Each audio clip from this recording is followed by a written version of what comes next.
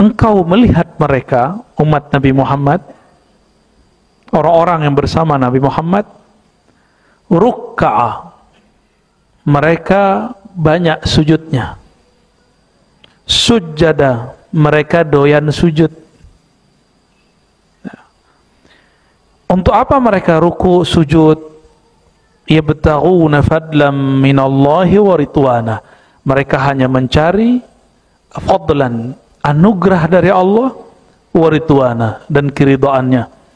Ulama kita mengartikan ini dengan ilahi, anta maksudi, wa ridhaka matlubi, artinya sama, ya. Allah kalau sudah ridho, apa aja maunya hamba dikasih nggak? Karena maunya hamba itu maunya Allah.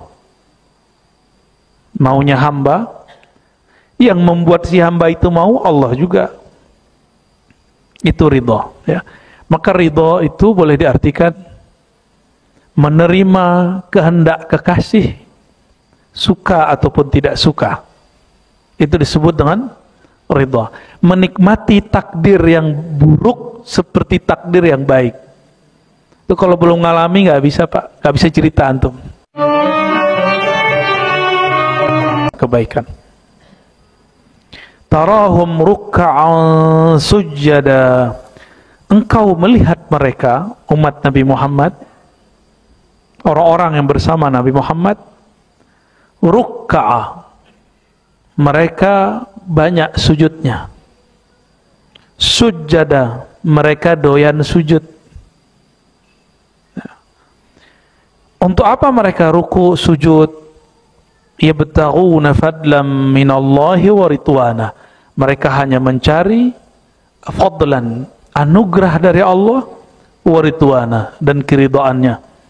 Ulama kita mengartikan ini dengan ilahi, anta maksudi, wa ridhaka matlubi, artinya sama, ya. Allah kalau sudah ridho, apa aja maunya hamba dikasih nggak? Karena maunya hamba itu maunya Allah. Maunya hamba, yang membuat si hamba itu mau Allah juga. Itu ridho, ya. Maka ridho itu boleh diartikan menerima kehendak kekasih, suka ataupun tidak suka. Itu disebut dengan ridho. Menikmati takdir yang buruk seperti takdir yang baik. Itu kalau belum ngalami nggak bisa, Pak, nggak bisa cerita antum. Alamin aja dulu, ya. Teorinya sih gampang, ya. Raditu billahi robba, aku ridho kepada Allah sebagai Robku. Coba aja Robba, apa arti Rob? Arti harfiah dari Rob itu pemilik. Aku ridho menerima Allah sebagai pemilikku. Kalau kita benar yang milikinya Allah, maka harus terima apa saja. Jika suatu saat nyawa kita diambil Allah, juga harus terima. Itu namanya ridho kepada Allah.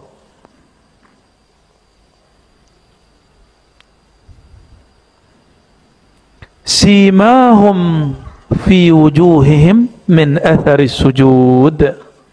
Simahum, ada tanda pada wajah mereka. Wajah itu mana yang disebut wajah? Sesuatu bagian tubuh yang menghadap ke depan, itu disebut wajah. Ini dia wajah. Ada tanda pada wajah mereka, min di situ min sababiyah, karena athari sujud, bekas sujud.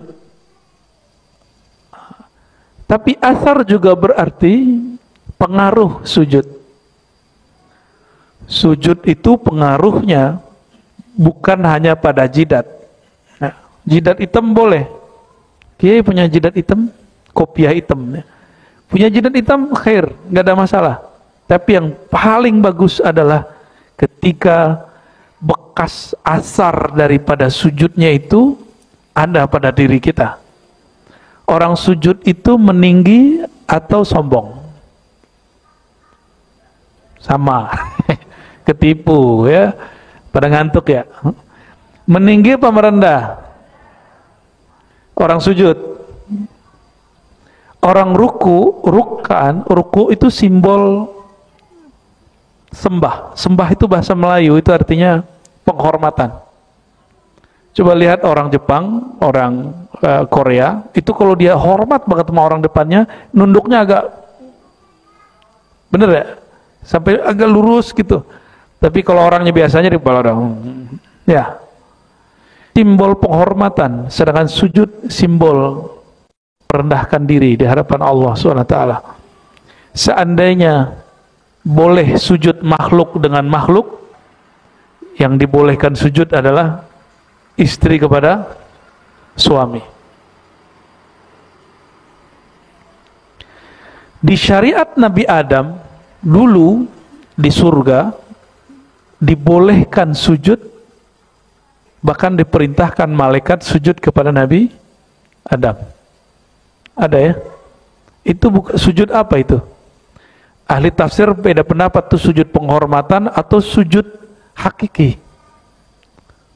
Saya mengatakan dua-duanya. Iya, penghormatan, sujud hakiki, nggak usah ditafsir aneh-aneh.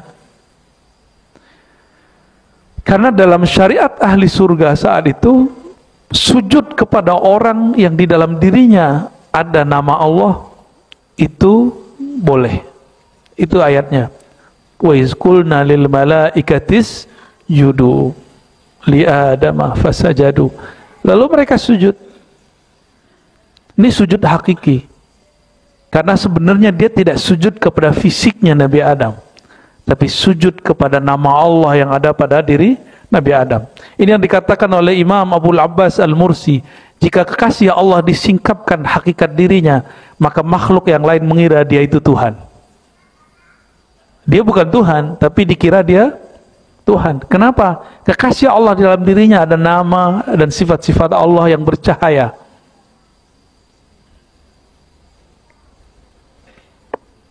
Yang ngomong Imam siapa? Abul Abbas Al-Mursi, guru daripada Ibnu Athaillah Sekandari, pengarang hikam. Itu punya guru namanya Mursi, Abul Abbas Al-Mursi. Jika seorang kekasih Allah dibuka isi hatinya, dibuka hakikat dirinya, maka yang muncul adalah nama-nama dan sifat-sifat Allah. Orang ngira dia itu Allah.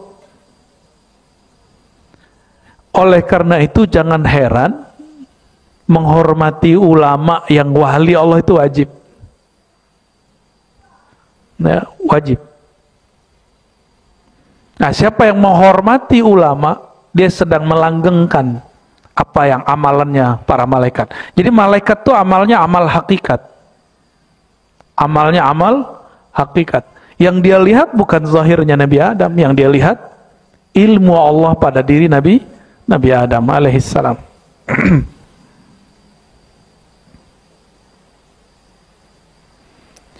Kita kalau sujud ngarah kemana? Ka'bah. Di depan kita Ka'bah. Emang nyembah Ka'bah? Enggak kan? Enggak ya? Ya. Kita enggak nyembah Ka'bah. Tapi zahirnya kepala kita sujud di depan Ka'bah. Itu juga alasannya Nabi kemudian menyarankan umatnya, la tasubbu alihatahum, jangan mencaci maki Tuhan-Tuhan atau simbol-simbol agama lain. Salib, gereja, wihara, kitab suci mereka, itu nggak boleh dicaci, Pak. Itu Nabi yang ngomong, la tasubbu alihatahum fayasubbukum, atau fayusubbu ilahakum. Gimana caranya menghujat Tuhan? Gampang, hujat aja Tuhan mereka, nanti mereka menghujat Tuhan kita. Jadi saya tidak memperkenankan nih jamaah nih, teman-teman semua ngomongin salib, nggak usah, biarin. Itu urusan Nabi Isa nanti. Karena dalam hadis Imam Muslim dikatakan jika Nabi Isa turun, dia akan bereskan salib. Yaksirus salib, dia akan beresin salib. Itu bukan urusan kita, ya, bukan urusan kita. Oh, Ustaz, fihi jin, gitu ya. Di dalamnya ada jin. Coba tunjukin satu hadis saja. Nabi berkalam dalam salib ada jin, nggak ada. Betul di kitab, satu kitab, dan itu bukan kalam Nabi. Kalam qaulun minal ulama, ada seorang ulama mengatakan di situ ada jin jahat. Ini ulama ngomong tapi nggak pakai dalil, maka kita nggak terima karena dalilnya nggak ada. Dalilnya nggak ada. Dan saya memasukkan ini kepada bab sibab alihatul kufar, mencaci maki simbol-simbol atau Tuhan orang kafir. Maka saya tidak menyarankan siapa yang ngaji kitab ini, kitab apa? Al-Khasais al-Ummah al-Muhammadiyah, boleh mengkritisi teologi agama lain, diskusi antar agama, tapi haram mencaci maki Tuhan orang lain. Pergi ke Borobudur bilang, apa ini, gue kencingin nih, nggak boleh begitu, ya. Cukuplah Sayyidina Ibrahim sudah menuai hasilnya. Nabi Ibrahim benar nggak? Ketika dia diadili, engkaukah yang menghancurkan semua berhala itu, wahai Ibrahim? Jawabannya apa? Tanya tuh yang gede, ya kan? Maksud Nabi Ibrahim biar mereka mengakui Tuhan yang gedenya itu nggak bisa ngapa-ngapain. Benar, berhasil. Kata Namrud, Ibrahim, tahukah kamu yang besar itu tidak bisa berbicara, tidak bisa bergerak? Nabi Ibrahim senang masuk dia. Itu maksud saya, kata beliau. Jika engkau tahu bahwa patung tidak dapat bergerak, tidak dapat menyelamatkan dirinya sendiri, terus ngapain disembah? Kalah orang kafir? Kalah. Tapi mereka terima? Enggak. Maka menang berdebat belum tentu perdebatan kita diterima. Ini udah cukup, ya. Wajar kalau Nabi Ibrahim itu zikirnya hasbunallah, cukup Allah aja. Saya sudah debat, sudah begini, nggak terima sama orang. Jadi kurangi debat, ya, apalagi di sosial media. Kurangi debat, banyak-banyak membaca, memahami, bertanya boleh, berdebat nggak usah. Dzalika masaluhum fit Taurah. Begitulah perumpamaan mereka disebutkan dalam Taurat. Wa masaluhum fil Injil, begitu juga dalam kitab Injil. Taurat itu sebutan kitab untuk bahasa Ibrani. Injil sebutan kitab dalam bahasa Suryani. Ya. Kazar'in akhraja syatah, sampai akhir ayat, ya. Wa akhrajad Darimi fi Musnadi. Imam Darimi dalam Sunan Darimi dan Ibn Asakir meriwayatkan dari Ka'ab al-Ahbar. Ya. Ka'ab al-Ahbar ini orang yang masuk Islam setelah Nabi wafat. Jadi Nabi masih hidup, dia tahu Nabi Muhammad benar. Cuma ayahnya dan gurunya belum memperkenankan dia masuk Islam. Jadi Ka'ab ini pernah cerita, Ka'ab al-Ahbar. Dia hafal kitab-kitab terdahulu. Kata Ka'ab, setelah dia masuk Islam di zaman Khalifah, fi satril awal, di dalam chapter pertama dalam kitab yang dia punya, Muhammadun Rasulullah Abdil Mukhtar. Emang ketulisan Muhammad, lafaz nama yang tertulisnya Muhammad. Muhammad Rasulullah itu hambaku yang terpilih. La fazzun wala ghalizun wala sakhabun fil aswaq. Beliau tidak pernah berkata kotor, berkata jelek, ya, mencaci maki di tempat yang paling hina. Di tempat hina aja dia nggak pernah ngomong hina. Maksudnya Nabi Muhammad itu di tempat jahat dia nggak jadi jahat. Di tempat orang ngomong kasar nggak ikut kasar. Nih mohon maaf nih, udah hijrah, udah ngaji, ya, terus di jalan motor kita, mobil kita disalip orang, keluar kata-kata apa? Kalau umat Nabi Muhammadnya bener, nggak akan ngomong kasar, malah disebut assalamualaikum gitu aja, Pak. Ya, bisa nggak? Coba ini, assalamualaikum gitu, senyumin aja, ya. Mungkin dia lagi kebelet, ya. atau lagi mikirin macam-macam. Apalagi kalau angkot, hanya Allah dan Dia yang tahu di arahnya kemana. Ya, ini bukan pembenaran terhadap angkot, tapi mereka itu berjuang hidupnya begitu, Pak. Berjuang hidupnya betul-betul berat. Ya, apalagi kawan-kawan kita yang di dunia perhubungan ini ya, Gojek, apalagi Grab, apa namanya lagi, Maxim. Jadi kalau mereka nyalip kita nggak usah dibentak, Pak. Biarin aja udah. Ya. La yajzi bisayyi'ati sayyi'ata, tidak pernah membalas keburukan dengan keburukan yang sama. Terus kok ada orang ngomong, ya, saya kalau ada orang buat baik pasti saya lebih baik, kalau yang jahat pasti saya lebih jahat. Itu separuh iblis namanya, ya.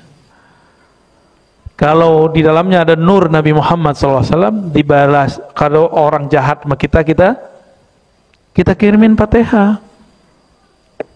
Bukannya malah kemudian mengirim pakai hizib Nasr, nggak usah. Baca hizib Nasr dulu lah. Ya. Hizib Nasr itu untuk perang, betul-betul head to head. Lalu kok dibaca untuk sesama Muslim?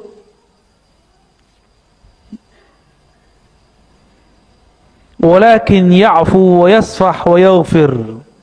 Nabi Muhammad itu ya'fu, berjiwa besar.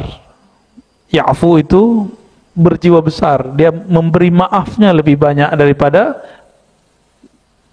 menyimpan dendam. Udah nggak sempat benci. Beliau itu udah nggak sempat benci. Tapi beliau hanya satu yang saya kemudian perhatikan dalam riwayat-riwayat hadis. Ketika tidak ada yang menjaganya saat itu kecuali Allah dan keluarga-keluarganya, yaitu Sayyidina Hamzah. Sayyidina Hamzah dibunuh oleh Wahsy. Saat Wahsy masuk Islam, diterima syahadatnya, tapi beliau mengatakan, wahai Wahsy, Nabi Muhammad itu lebih feminim dari perempuan dalam bab perasaan. Halus sekali. Mohon engkau duduk di belakang tembok, karena memandangmu membuat aku teringat pamanku. Bukan dendam, tapi sedih. Gitu. Nabi pernah begitu. Tapi itu cuma beberapa waktu, nggak lama. Ini yang membuat Wahsy ketika masuk Islam, lalu Nabi wafat, dia kemudian kembali minum-minum. Di setiap kali dia stres, dia minum.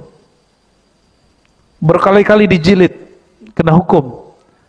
Tapi karena Nabi pernah mendoakannya beberapa masa sebelum dia meninggal, ya, dia kemudian sadar. Abu Bakar As-Siddiq radhiyallahu anhu jadi khalifah. Dia mengatakan, wahai Abu Bakar, aku ingin berjuang bersamamu membunuh orang-orang yang mengingkari nubuat Nabi Muhammad dan berkhianat kepada Nabi Muhammad. Namanya Musailamah. Ya, ada nabi-nabi palsu. Itu yang bunuh siapa? Wahsy. Maka Wahsy menebus kematian Sayyidina Hamzah dengan membunuh nabi palsu. Baru dia kemudian syahid fi sabilillah, ya. Mauliduhu bi Makkah wa hijratuhu bi Thayyibah. Tempat lahirnya di Mekah, hijrahnya di negeri Thayyibah. Jadi ternyata di kitab lama kata Ka'ab al-Ahbar, Madinah itu namanya Thayyibah. Kalau Bapak main-main di Madinah, sesekali muter-muter ada kampus namanya Jami'ah At-Thayyibah. Kampus Thayyibah. Jadi nama lama daripada, kalau saya nyebutnya nama langitnya Madinah itu Thayyibah. Karena sudah dikenal sebelum kotanya ada. Kotanya belum ada, namanya sudah muncul. Jadi ada nama-nama yang itu namanya dari langit, sudah diturunkan. Maka jangan heran, ya, salah satu ya nama-nama rohani itu berkaitan dengan tempat-tempat, ya.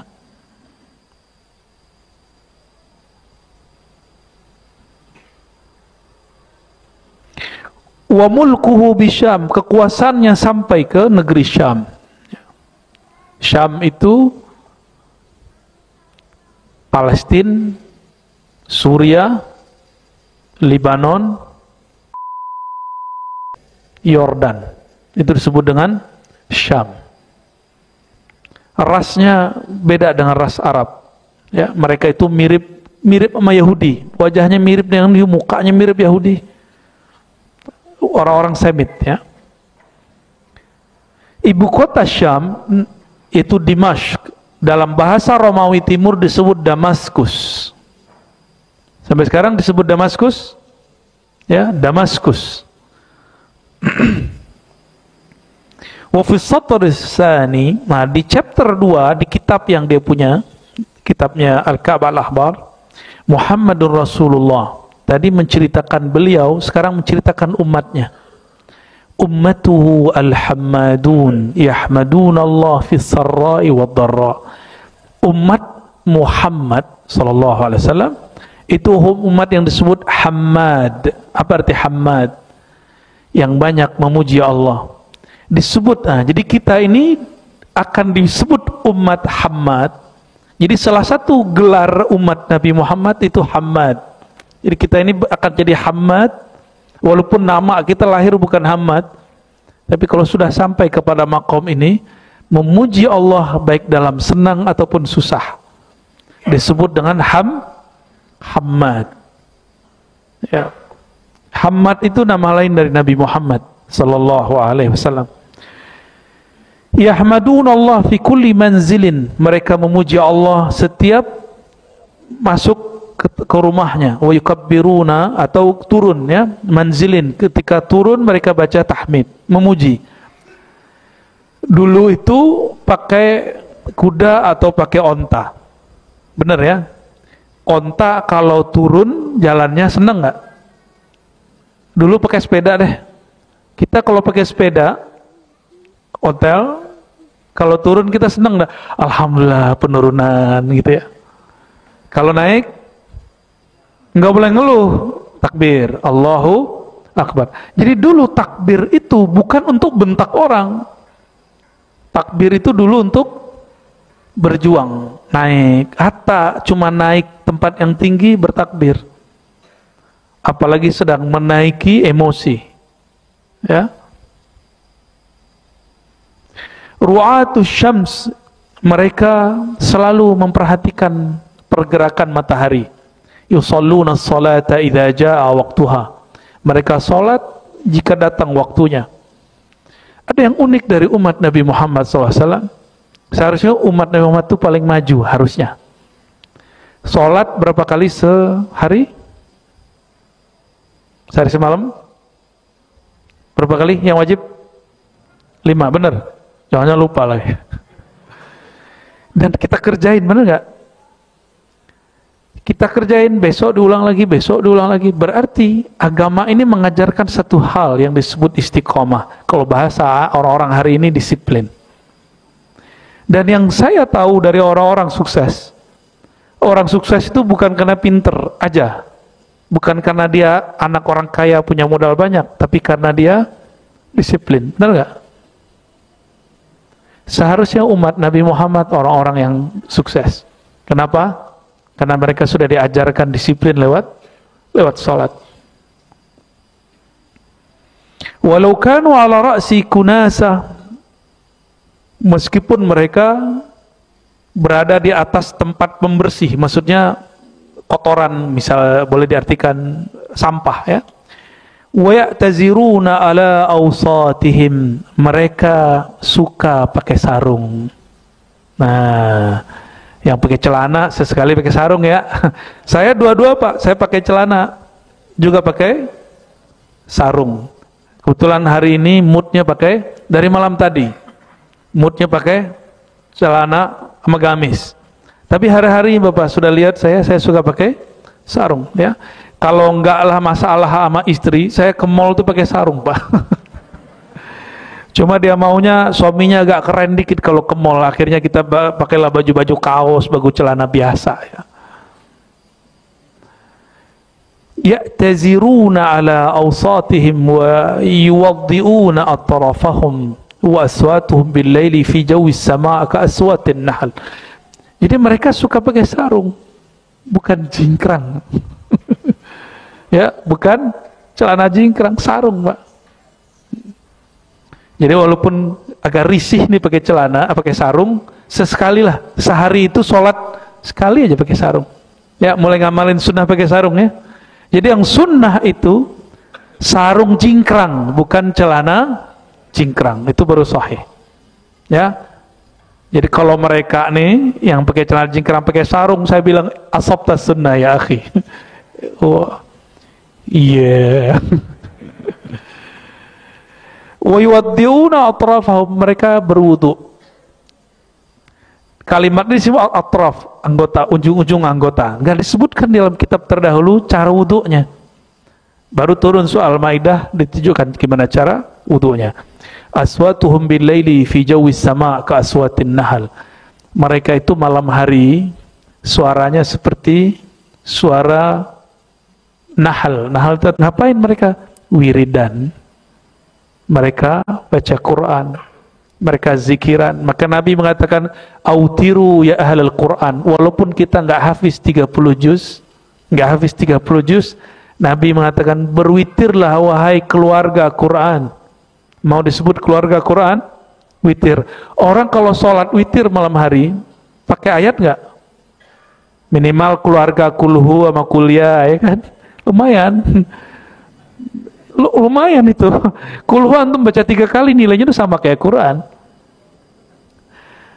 Nah, coba mulai malam nanti di sebelum subuh, sebelum tidur. Ya.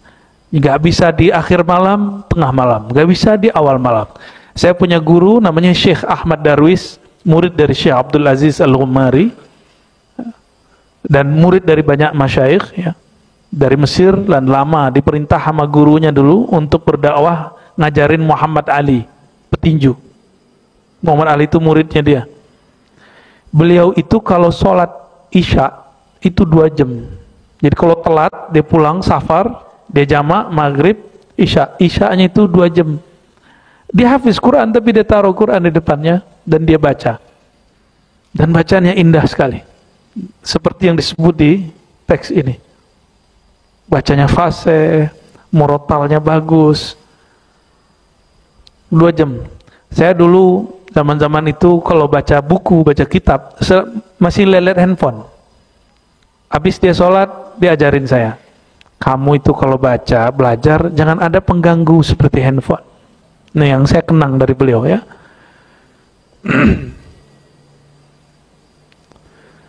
Mau ngamalin? Nggak hafiz Quran kan? Coba beli Quran yang gede, taruh depan, beri standing. Nggak sanggup 1 juz semalam, ya sudah berapa halaman, 2 halaman. Nah, mulai supaya kita menjadi keluarga Quran. Jangan jadi keluarga kuliah sama kulhu terus. Ya, udah sempit itu ininya, rumah keluarganya tuh. Wa fi riwayatin ukhra inda Darimi wa Ibn Sa'ad wa Ibn Asakir ziyadatun, ya. Di riwayat Imam Darimi, Ibnu Sa'ad, Ibn Asakir ada tambahan. Yasuffuna fi salatihim kama yasuffuna fi qitalihim. Mereka bersaf-saf dalam salat seperti mereka bersaf-saf ketika perang. Di teks lain seperti malaikat bersaf. Nah, ini yang benar itu yang malaikat, ya. Jadi kalau kita sholat itu bersaf, di langit malaikat juga sedang bersaf-saf. Dawiyuhum fi masajidihim kadawin nahli yusma'u munadihim fi jawis sama. Artinya sama dengan tadi, suaranya seperti suara lebah.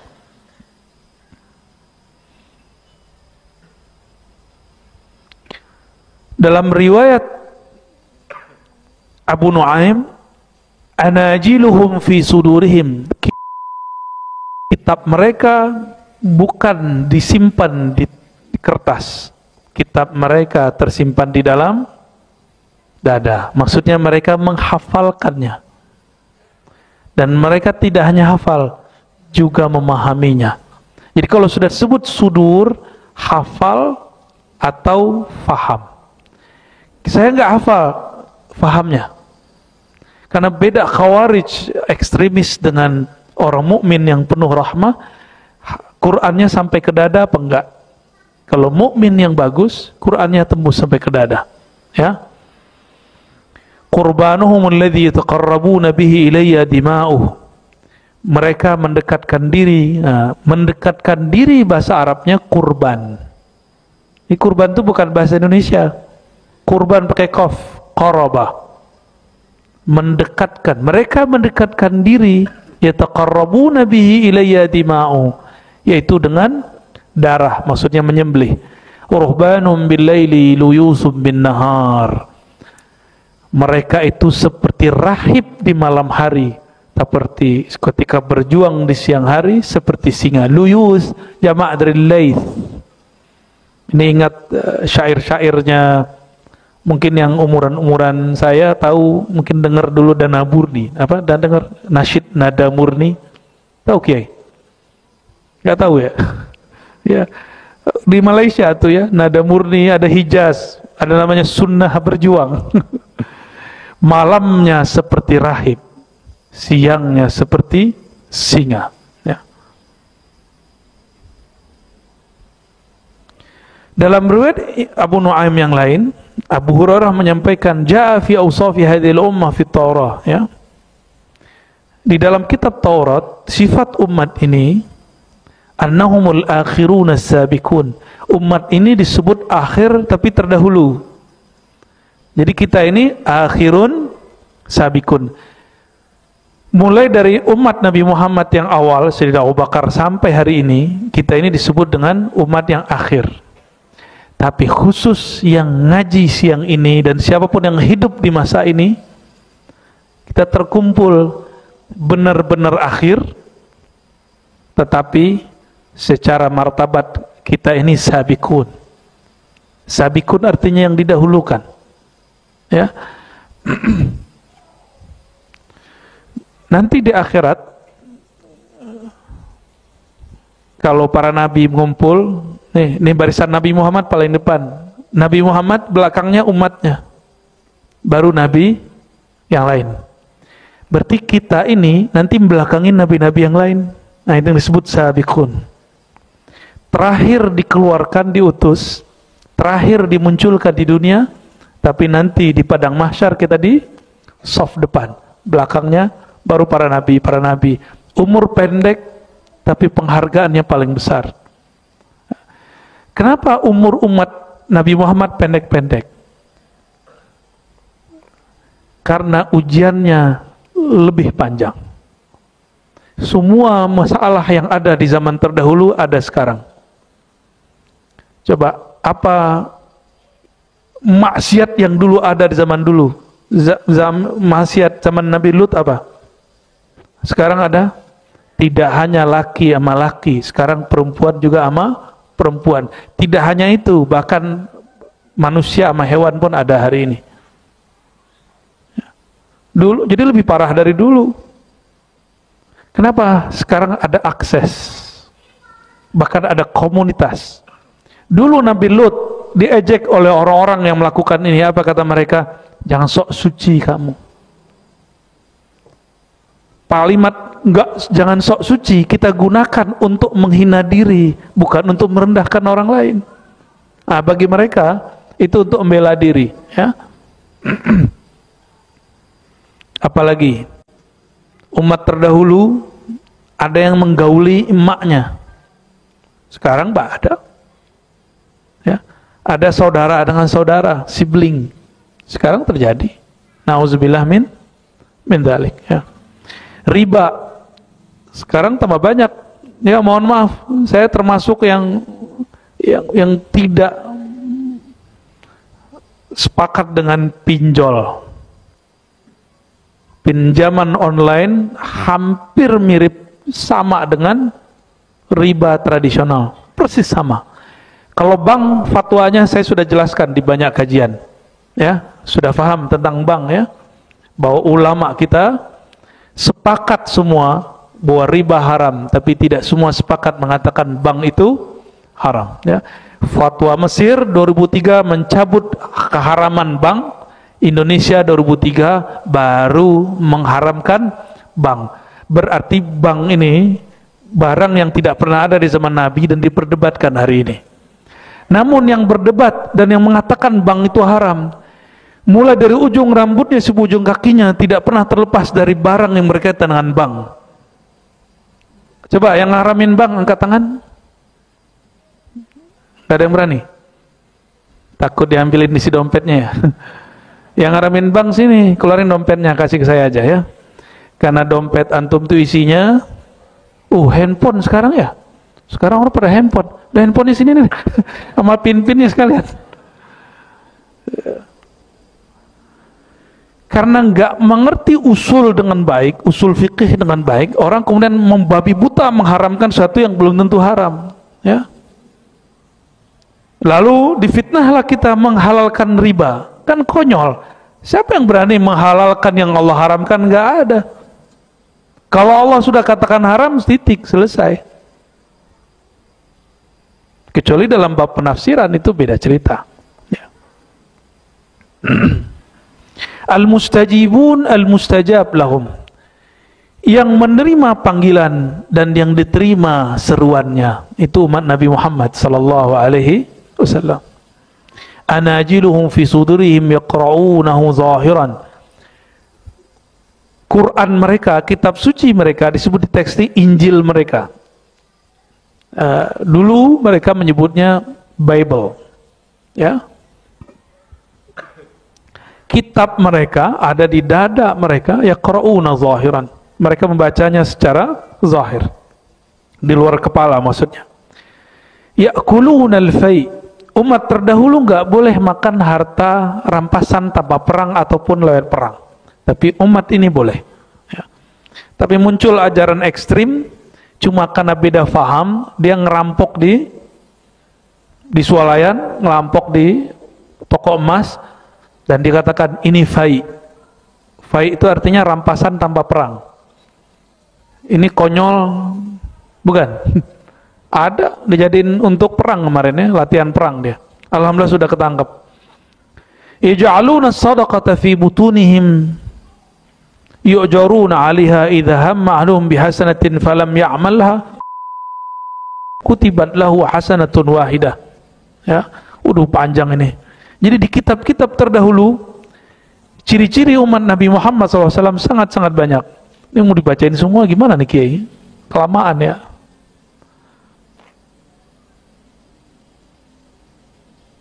Kita ringkas saja ya. Umat Nabi Muhammad jika menginginkan satu kebaikan, dia tidak lakukan, dapat pahala satu. Hasanah, kebaikan satu. Jadi pahala itu bahasa Sanskerta, terjemahan aslinya bukan pahala. Hasanah itu artinya balasan kebaikan. Balasan kebaikan.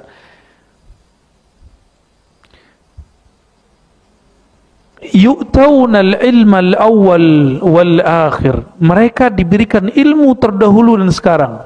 Maka meskipun umat Nabi Muhammad umurnya pendek, tapi semua teknologi yang maju sekarang, benar nggak?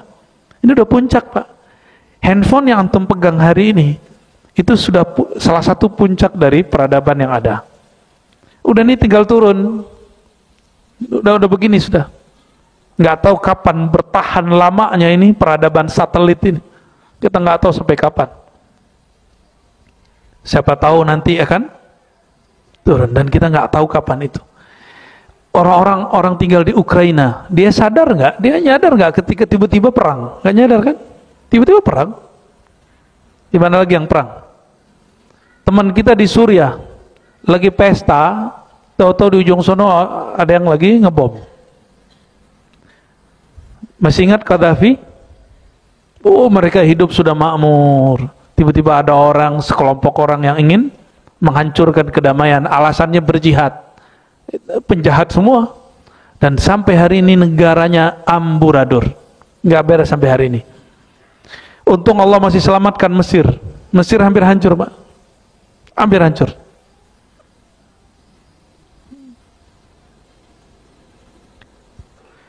Ilmu terdahulu dan ilmu orang akhir. Orang terdahulu ilmunya ilmu hakikat. Orang-orang akhir sekarang ilmunya ilmu syariat. Ilmu zahir, peradaban. Jadi Bapak nih kalau ketemu Nabi Musa, Nabi Sulaiman, yang paling keren Nabi apa? Nabi Sulaiman. Beliau punya tongkat dan cincin. Cincin itu yang membuat jin semuanya tunduk sama beliau. Ya. Nabiullah Sulaiman itu kalau ngeliat handphone antum itu minta itu. Nih canda guru kita begitu. Lebih canggih soalnya, nggak perlu manggil angin, jadi datang. Ya. Tapi coba lihat, kita kalau mau transaksi pakai kode nggak? Pakai nama, pakai akun? Bener? Bener ya? Harus ada pulsanya, harus terkoneksi, sama. Itu bab zahir. Kalau ingin punya rekening batin, harus punya akun batin. Harus punya tabungan batin, harus punya akses jaringan kepada Allah yang maha batin, baru rekening batinnya nggak habis-habis. Semakin dia ngasih, memberi, semakin nambah. Itu yang disebut ilmu awal wal akhir, ilmu orang terdahulu dan sekarang. Coba bayangin, Nabi Adam ketemu istrinya, siapa nama istrinya? Sayyidatuna Hawa. Gimana caranya? Nggak ada handphone, nggak ada GPS. Neng, kamu di mana neng? Kan nggak ada tuh, nggak ada sama sekali. Pakai apa? Pakai ilmu. Inilah ilmu yang digunakan oleh beliau. Tapi kalau guru-guru kita dulu macam-macam cara jelasinnya. Wah, kalau nggak ada ilmu al-batin itu di kolbunya, nggak bisa ketemu Pak. Orang dunia seluas ini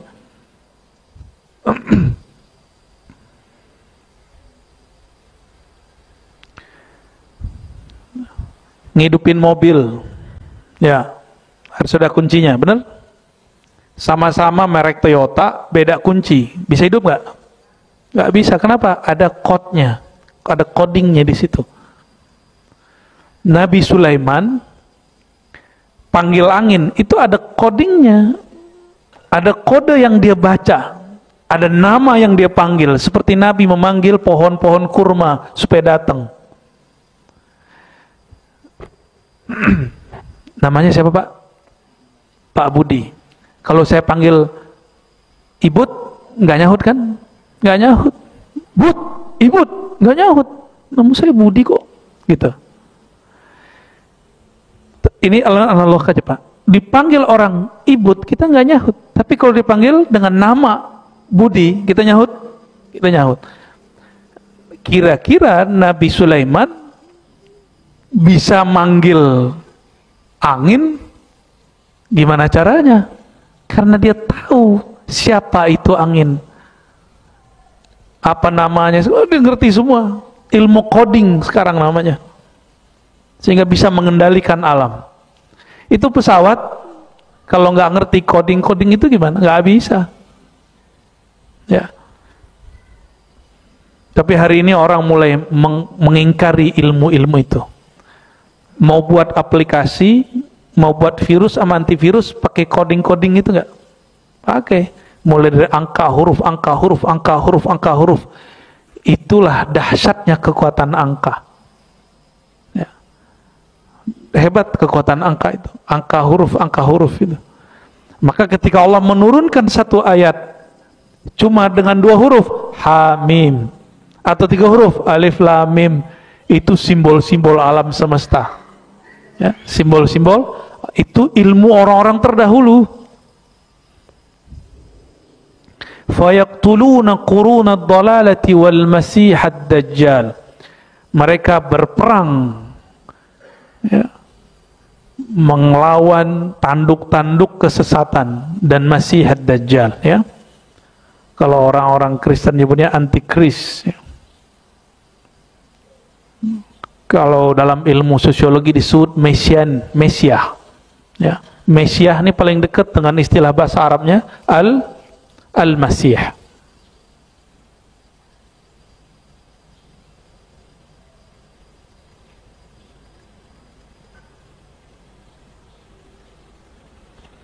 Ini sebutan yang ada di kitab. Ini ada nggak sifat itu di kitab, Pak? Yang barusan dibaca itu. Akhirun sabikun, mustajibun mustajab. Ya, Qur'annya di dada mereka, meskipun kulhu ama kuliah, ya. Ini ada lagi nih. Ini mungkin bagian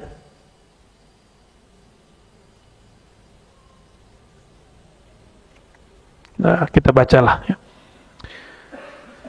Ja'a fi wasfi hadhil ummah annaha khairu ummatin ukhrijat linnas. Kata Abu Nuaim dari Ka'ab al-Akhbar, di kitab terdahulu umat ini adalah umat yang terbaik yang pernah ada.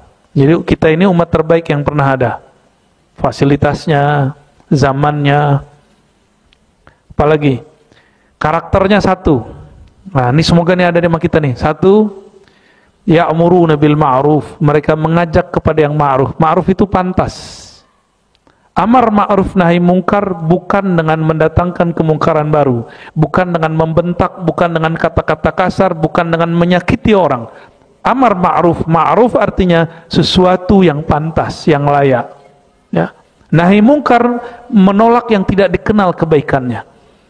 Yu'minuna bil kitabil awwal akhir. Ciri kedua umat Nabi Muhammad dalam kitab terdahulu, mereka percaya kepada kitab-kitab terdahulu dan sampai terakhir. Percaya semua? Kalau yang pertama masuk enggak? Mengajak kepada yang ma'ruf, melarang dari yang mungkar. Enggak masuk ya. Yang ketiga, jika mereka berkehendak melakukan sesuatu, qalu insyaallah. Mereka mengatakan insya Allah, enggak ada kata pasti. Yang ada cuma insya. Apa makna insya Allah? In, jika, sya'a, menghendaki, Allah, jika Allah menghendaki dengan masyiahnya, qudrat iradatnya. Itu ya. As-sa'idu lahum tuhurun wal ardu lahum masjidun. Jangankan air, debu-debu yang menempel di bumi, di tanah, di tembok, semuanya suci untuk mereka. Benar ya? Suci nggak buat kita? Coba diperhatikan Bapak Ibu, saudara-saudari yang karena Allah. Kalau air nggak ada, kita tayamum. Tayamum itu bersuci sebagai pengganti air. Di mananya suci? Debu kita ambil, kita lap, ini. Itu tambah bersih atau tambah kotor? Harusnya tambah kotor dong. Ternyata Allah itu menjadikan tayamum itu bukan kebersihannya yang dicari, tapi kepatuhannya. Bapak kentut, ada yang nggak bisa kentut? Oh gawat tuh, kentut. Tapi yang dicuci, enggak. Nyambung? Nyambung. Kata Sayyidina Ali karamallahu wajhah dalam Sahih Bukhari, ini bukti agama ini tidak dibangun atas akal-akalan, tapi dibangun berdasarkan wahyu, wahyu kepatuhan. Ya. Wal ardu lahum masjidun. Hamparan bumi bagi umat Nabi Muhammad boleh dijadikan tempat sholat. Ini bedanya kita dengan umat lain. Umat lain dia sholat mesti di tempat ibadahnya. Kalau kita sholat di mananya boleh, yang penting tempatnya tidak najis. Ya. Bahkan Nabi Muhammad SAW pernah sholat di kandang domba, dan beliau sholat di situ. Gimana? Udah begitu belum? Belum ya? Bumi hamparan menjadi tempat sujud. Gimana Pak? Belum ya? Wal ardu lahum masjidun ghurrun muhajjalun min atharil wudu. Mereka ini terang anggota tubuhnya karena bekas wudu. Nah, ini yang bisa lihat ahli ma'rifat. Tapi secara zahir, ciri-ciri ahli wudu, mereka suka bersih. Ahli wudu itu bukan orang yang wudunya lama. Wudu lama itu berarti kena setan, namanya walhan. Udah wudu, kayaknya ulang lagi. Ini setiap wudu kotor. Nabi itu wudu sederhana sekali, bisa dengan air sedikit. Dan Nabi kalau wudu, karena dulu tidak ada keran, ada yang nuangin, terus ada tempat nampung, lalu Nabi ngambil dikit-dikit, dikeluarin tangan, kepala, satu-satu. Jadi air segini cukup. Kalau kita gimana?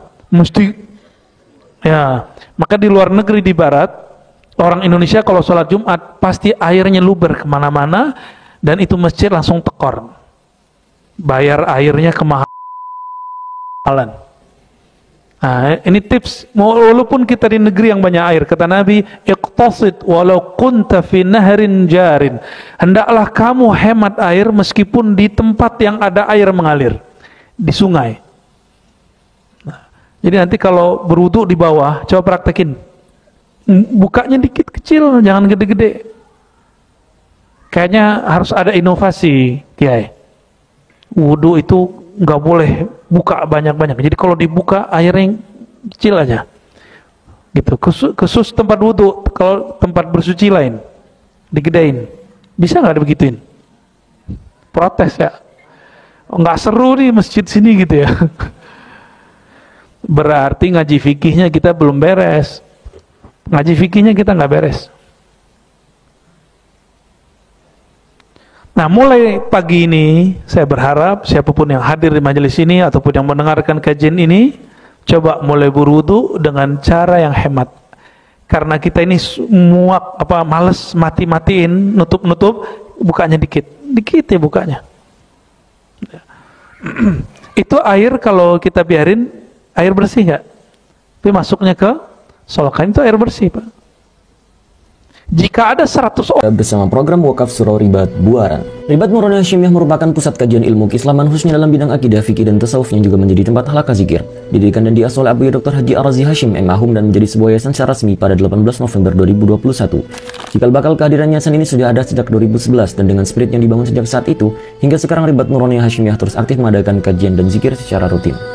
Pada awalnya, seluruh kegiatan ribat terpusat di Komplek Ruko Ciputat Indah Permai dengan kapasitas sekitar 70 orang. Seiring berjalannya waktu, antusiasme jemaah terus bertambah sehingga kapasitas ruangan kurang memadai untuk menampung sejumlah hadirin. Inilah yang menjadi salah satu tujuan pembangunan surau ribat yang saat ini sudah masuk tahap konstruksi sejak 1 Agustus 2024. Selain untuk memfasilitasi ruangan kajian yang lebih kondusif, surau ini juga dibangun untuk berbagai kegiatan ke depannya. Salah satu di antaranya juga untuk kegiatan zikir dan suluk bagi para salik. Untuk itu, kami mengajak para sahabat untuk turut serta dalam menebar manfaat dan syiar dakwah melalui program wakaf pembangunan surau ribat Buaran. Wakaf bisa disalurkan melalui nomor rekening yang muncul pada layar atau juga bisa melalui website resmi kami di wakaf.nuraniyahofficial.com.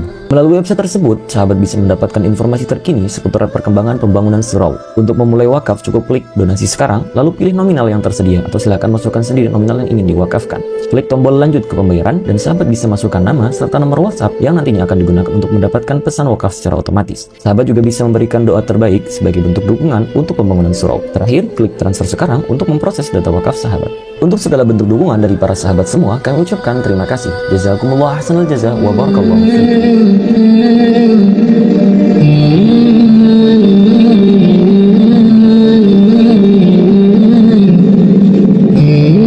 orang berpikir, nggak apa-apa. Berarti hari itu sudah berapa kubik keluar. Jika yang mampir di masjid ini, karena ini masjid tepi jalan, ada 1000 orang, bisa dibayangkan. Wajar kalau kemudian Jakarta sekarang air di bawahnya fluktuatif, bisa sedikit, ya. Katanya Jakarta sekarang sudah mulai turun, tanahnya udah mulai turun. Di Semenanjung Malaysia sudah nggak boleh orang buat sumur, takut amblas. Nah, Jakarta kan sudah bagian-bagian utara itu rumah-rumah sudah mulai jauh di bawah jalan. Ya, mau ya ngamalin sunnah ala Nabi. Cuma Nabi kalau wudu kan enak, Pak. Nabi kalau wudu bekas wudunya direbutin orang. Masih ingat riwayatnya? Ada yang minum, ada yang cuma. Jadi kalau nggak dapat, mereka ambil tangan sahabat yang dapat, terus mereka usap-usap ke mukanya. Begitu mereka mengambil keberkahan wudhu Nabi. Tapi kalau air wudhu saya jangan. Air wudhu saya itu isinya dosa semua. Kalau air wudhu Nabi pernah dosa nggak? Pernah iri? Pernah dengki? Bahkan Nabi ketika syahwat pun syahwatnya dengan rohaninya, bukan dengan syahwat kebinatangan seperti kita. Maka Nabi Muhammad SAW ketika beliau berwudhu, itu nur dibilas dengan nur. Maka itu tetes airnya itu cahaya semua. Maka sahabat itu membolehkan selalu meminta air ini, air wudhu. Ada seorang sahabat datang dibawa oleh kakaknya, dia masih kecil, sakit kepala. Nabi wudhu, bekas wudhunya Nabi percikin Semenjak saat itu dia nggak pernah sakit kepala lagi, dan kepala yang dipegang itu nggak pernah beruban. Itu mukjizat tangan baginda Nabi Muhammad SAW. Jadi Nabi kalau mercikin begitu, itu yang hilang kepalanya pas sakitnya. Berarti penyakit ini makhluk. Ketika Nabi usir dengan cara begitu, dia malu untuk datang kembali. Jadi penyakit itu makhluk. Penyakit makhluk, sehat makhluk, makhluk semua itu. Nah, ketika Nabi begini, itu simbol beliau ngusir makhluk yang bernama penyakit dari tubuh orang itu. Nih sahabat udah nggak pernah lagi, sampai tuanya nggak pernah sakit kepala. Makanya dia nggak jarang, tapi udah nggak berubah. Beda sama kita ya. Selama ini mohon maaf, nih perspektif kedokteran, penyakit itu mungkin gejala psikis, fisik misalnya. Sekarang sudah mulai ada kesadaran faktornya dipicu oleh psikis. Tapi dalam ilmu kerohanian, ilmu akidah, penyakit itu makhluk. Tubuh ini jauhar, jisim, dan di situ ada sifat dan arat. Arat itu sesuatu yang nempel pada zat. Penyakit itu sesuatu yang nempel. Nah, Nabi ketika usir, dia nggak mau berani, nggak balik. Itu Nabi Muhammad. Di zaman Imam Ahmad, ada seorang laki-laki datang ke Rasulullah, bapak-bapak, mengatakan, wahai Rasulullah, putriku kesurupan. Wahai Ahmad, ya, Imam Ahmad, ya Aba Abdullah Ahmad bin Hambal, putriku kesurupan. Lalu Imam Ahmad kasih sendalnya, saya lagi sibuk bantuin ibu saya nih, sendal, coba giniin ke kepalanya, bukan digumplang Pak, gini dong. Benar dia pulang, cuma dipukul sedikit di kepala si putri yang sedang kesurupan, dia langsung sembuh. Tahun 241 Imam Ahmad meninggal, perempuan itu kembali kesurupan. Karena penyakit kesurupannya belum hilang. Dia cuma pergi sebentar menghormati Imam Ahmad bin Hambal. Ketika diruqyah, penyakitnya ditanya, kamu kenapa tidak takut lagi dengan sendal Imam Ahmad? Apa jawaban si jinnya? Si Ahmad sudah meninggal. Kalau Nabi Muhammad pernah meninggal enggak? Secara fisik beliau meninggal, tapi ruhnya kita salamin balik. Ya. Udah lewat jam 9 nih. Ini penting, kita lanjut aja. Ummatun marhumatun du'afa. Mereka umat yang disayangi, mereka umat yang lemah. Betul kita lemah ya. Nabi Adam tingginya setinggi pohon kelapa. Satu langkahnya sama dengan kita 100 langkah. Belum lari zut 100 langkah, kita gimana Pak? Kita lari bentar udah ngos-ngosan ya. Naik tangga begitu ngos-ngosan nggak? Yu'taunal kitab istafaituhum faminhum zalimun li nafsihi wa minhum muqtasidun wa minhum sabiqun lil khairat. Mereka diberikan Alkitab, itu Al-Quran. Aku milih mereka, di antara mereka ada yang zalim kepada dirinya, ada yang sedang, ada yang berlomba kepada kebaikan. La yadkhulun nar minhum illa man bari'a minal hasanat misla ma bari'al hajar min wariqis syajar. Umat Muhammad tidaklah masuk neraka kecuali yang melepaskan diri dari nilai-nilai kebaikan. Nah, jadi selama di dalam qalbu ada kebaikan-kebaikan, insya Allah masuk surga semua. Amin ya rabbal alamin. Wah, masih banyak Pak. Kita lanjutkan bulan depan aja lah ya. Ya insya Allah ya. Baik, sampai di sini. Barangkali ada yang mau didiskusikan, silakan. 2 orang aja ya. Fadhal.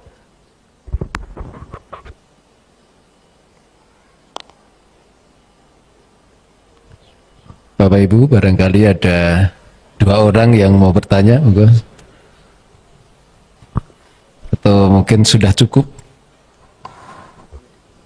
Sudah kenyang. Sudah cukup Bu ya. Alhamdulillah. Mohon doa Bu ya. Tahu aja saya harus buru-buru ya. Baik. Insya Allah kita lanjutkan khasais umat Nabi Muhammad SAW yang ke-13 di pekan depan insya Allah. Sebelumnya, sebelum masuk ke 13, nanti ada kekhususan spiritual umat Nabi Muhammad yang nomor 12 itu, ya. Nanti masih ada, yaitu suka berzikir. Insyaallah nanti kita bahas. Semoga Allah Ta'ala meridhai kita semua. Na'udzubillahi minasyaitonirrajim. Allahumma rahman rahim ya karim ya azim, salli ala Sayyidina Muhammad. Ya Allah, sampaikanlah salawat dan salammu, rahmatmu, kasih sayangmu kepada Nabi Muhammad sallallahu alaihi wasallam. Allahumma ya Allah, semua nama-nama, semua sifat-sifat umat Nabi Muhammad sallallahu alaihi wasallam yang disebutkan dalam kitab-kitab terdahulu, bahkan yang disebutkan dalam kitab-Mu Al-Quran surah Al-Fat ayat 29, ya Rabb, kami tidak pantas untuk menyandang sifat-sifatnya. Namun ya Allah, dengan Rahman dan Rahim-Mu, pantaskanlah kami mengambil satu atau dua bahkan lebih daripada sifat-sifat mereka. Allahumma ya muqallibal qulub, wahai yang membolak-balik hati kami senantiasa berubah ya Allah. Fasarrif qulubana ila ahsani halin. Namun ya Allah, jika Engkau hendak mengubah hati kami, maka arahkanlah ia kepada yang lebih baik, kepada lebih taat, dari kejahilan kepada ma'rifat, dari kebencian kepada kasih sayang. Allahumma ya Allah ya Nur, nawwir qulubana. Ya Allah, qalbu kami penuh dengan kegelapan-kegelapan sifat-sifat yang tidak baik. Tubuh kami penuh dengan kegelapan-kegelapan maksiat. Namun dengan nur-Mu ya Allah, nur Nabi-Mu ya Allah, maka semua itu akan terang benderang. Fanawwir qulubana, maka cahaya kami ya Rabb. Waj'alna nuran, jadikan kami ini bercahaya ya Allah. Allahumma ya Allah, nawwir qulubana binuri dzikrik. Ya Allah, beri cahaya kalbu kami dengan banyak menyebut nama-Mu. Wa nawwir asrarana binuri ma'rifatik. Ya Allah, simpanlah ma'rifat-Mu, pengenalan-pengenalan-Mu, ilmu-ilmu tentang-Mu di dalam sir kami, di dalam rahasia yang paling dalam diri kami. Allahumma ya Allah, ikhtim lana bihusnil khatimah. Ya Allah, kami tidak tahu bagaimana akhir hayat kami, namun Engkau Maha Pengasih ya Allah. Dengan kasih sayang-Mu dan dengan kemuliaan Nabi Muhammad Nabiur Rahmah, fakhtimna bihusnil khatimah. Tutuplah umur kami dengan husnul khatimah. Ya Rabb, masa lalu kami ada yang baik, ada yang tidak baik ya Allah. Engkau Maha tahu semuanya ya Allah. Dan dengan keagungan-Mu, dengan Ghaffar-Mu, Maha Ampun-Mu, hapuslah semua keburukan di masa lalu kami ya Allah. Hapuslah semua dosa yang pernah tersimpan dalam tubuh kami ya Allah. Dan pandanglah kami ya Allah bi'ainir ridha, dengan pandangan ridha-Mu ya Allah. Birahmatika ya arhamar rahimin. Rabbana atina fid dunya hasanah wa fil akhirati hasanah wa qina adzabannar. واختمنا بالخيرات وبارك لنا وفي أهلنا وفي ذريتنا وفي أزواجنا وفي الأمة المحمدية وصلى الله على سيدنا محمد والحمد لله رب العالمين. Bersama program Wakaf Surau Ribat Buaran. Ribat Nurani Hashimiyah merupakan pusat kajian ilmu keislaman khususnya dalam bidang akidah, fikih dan tasawuf yang juga menjadi tempat halaqah zikir. Didirikan dan diasuh oleh Abu Dr. Haji Ar-Razi Hashim M.Ahum dan menjadi sebuah yayasan secara resmi pada 18 November 2021. Cikal bakal kehadiran yayasan ini sudah ada sejak 2011 dan dengan spirit yang dibangun sejak saat itu, hingga sekarang Ribat Nurani Hashimiyah terus aktif mengadakan kajian dan zikir secara rutin. Pada awalnya, seluruh kegiatan ribat terpusat di Komplek Ruko Ciputat Indah Permai dengan kapasitas sekitar 70 orang. Seiring berjalannya waktu, antusiasme jemaah terus bertambah sehingga kapasitas ruangan kurang memadai untuk menampung sejumlah hadirin. Inilah yang menjadi salah satu tujuan pembangunan surau ribat yang saat ini sudah masuk tahap konstruksi sejak 1 Agustus 2024. Selain untuk memfasilitasi ruangan kajian yang lebih kondusif, surau ini juga dibangun untuk berbagai kegiatan ke depannya. Salah satu diantaranya juga untuk kegiatan zikir dan suluk bagi para salik. Untuk itu, kami mengajak para sahabat untuk turut serta dalam menebar manfaat dan syiar dakwah melalui program wakaf pembangunan surau ribat Buaran. Wakaf bisa disalurkan melalui nomor rekening yang muncul pada layar atau juga bisa melalui website resmi kami di wakaf.nuraniyahofficial.com. Melalui website tersebut, sahabat bisa mendapatkan informasi terkini seputar perkembangan pembangunan surau. Untuk memulai wakaf, cukup klik donasi sekarang, lalu pilih nominal yang tersedia atau silakan masukkan sendiri nominal yang ingin diwakafkan. Klik tombol lanjut ke pembayaran dan sahabat bisa masukkan nama serta nomor WhatsApp yang nantinya akan digunakan untuk mendapatkan pesan wakaf secara otomatis. Sahabat juga bisa memberikan doa terbaik sebagai bentuk dukungan untuk pembangunan surau. Terakhir, klik transfer sekarang untuk memproses data wakaf sahabat. Untuk segala bentuk dukungan dari para sahabat semua, kami ucapkan terima kasih. Jazakumullah ahsanal jaza wa barakallahu fiikum.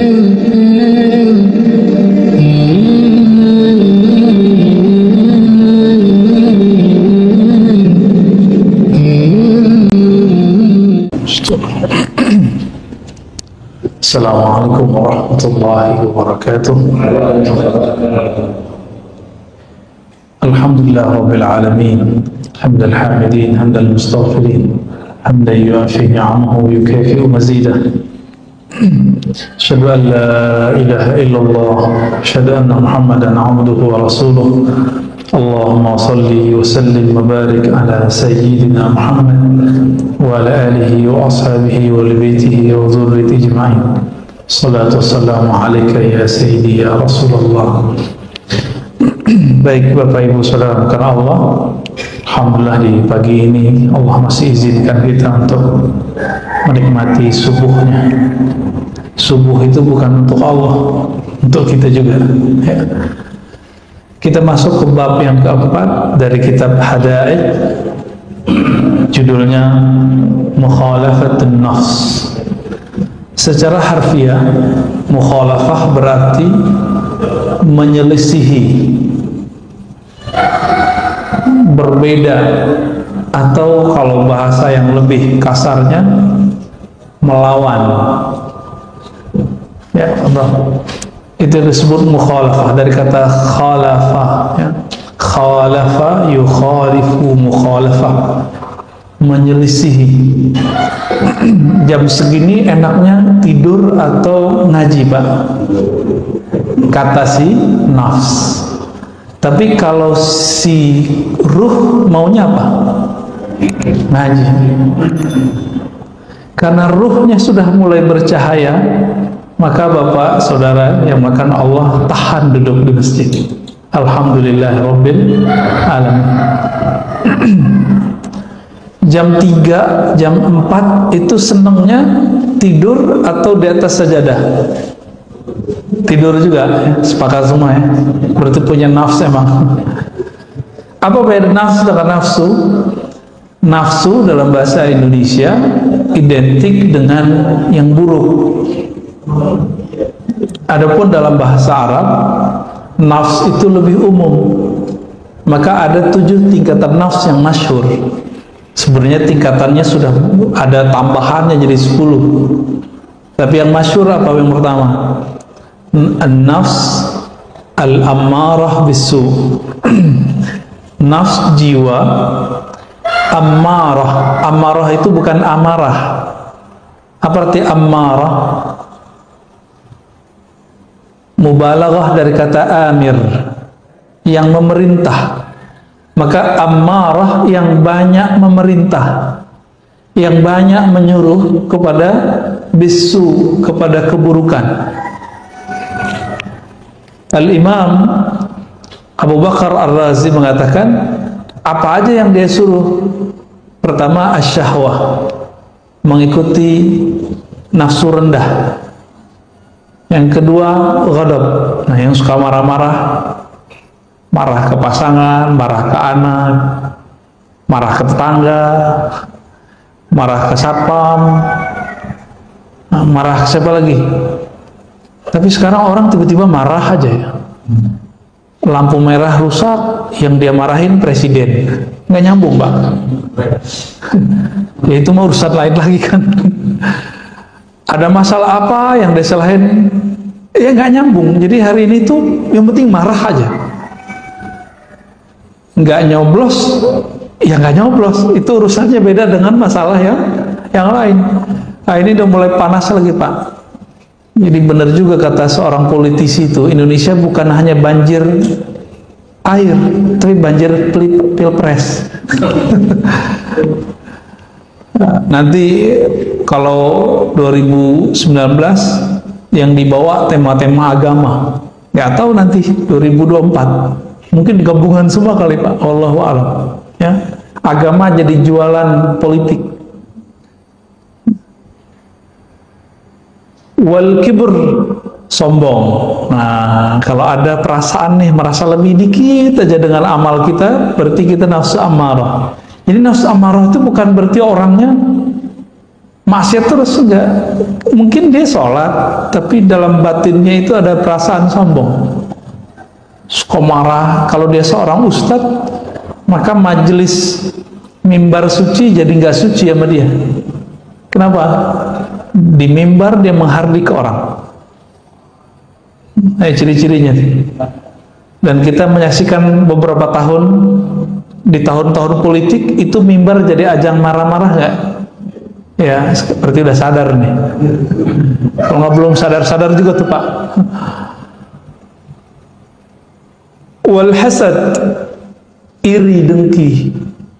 Ciri-ciri orang iri itu, iri dengki apa?